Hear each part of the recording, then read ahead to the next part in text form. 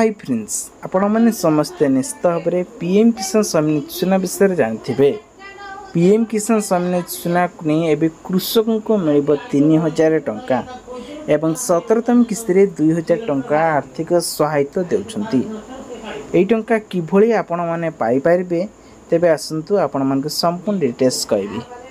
एई योजना को नहीं प्रधानमंत्री मोदी सरकार जरिया 8 कोटी कृषकों के अकाउंट को 16तम किस्ती ट्रांजेक्शन करा 2000 टंका।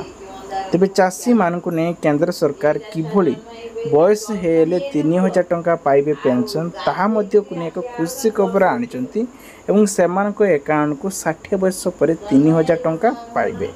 प्रथमे आपण मानक कहि रखुची पीएम किसान मानधन योजना अनुसार कृषकों अकाउंट को प्रति मासरे पेंशन आकार 3000 टंका लेखाएं ट्रांजेक्शन करा जिवो।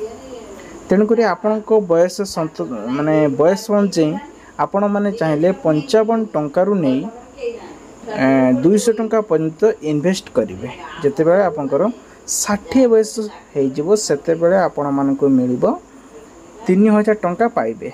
किंतु आपण बयस जदि 19 वर्ष सॉरी आपण बयस जदि 18 वर्ष होता 55 टंका आपण मैंने रखिए।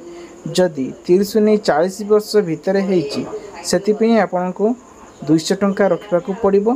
तापर आपण मानक जो 60 वर्ष होने आपण मानक मिल 3000 टंका पाइपर। बर्तमान कथा 17तम किस्ती एवं चाषी मानक मिल। तेज 17तम किस्ती कि नहीं खूब शीघ्र चाषी अकाउंट को आनिकी पुणी पुनर्बार 2000 टंका ट्रांजेक्शन करने चाहते।